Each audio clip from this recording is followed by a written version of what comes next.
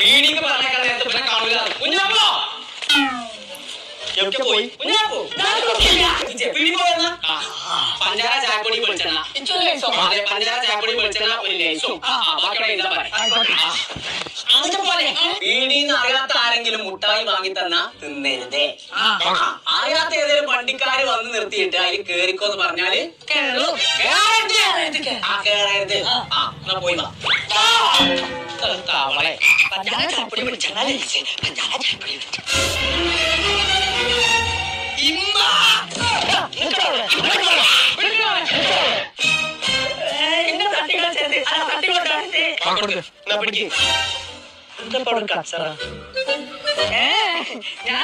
എന്റെ പച്ചീനോടൊക്കെ ചോദിച്ചിട്ടുണ്ടോ? പറ്റൂലോ, എടുത്തിട്ടോ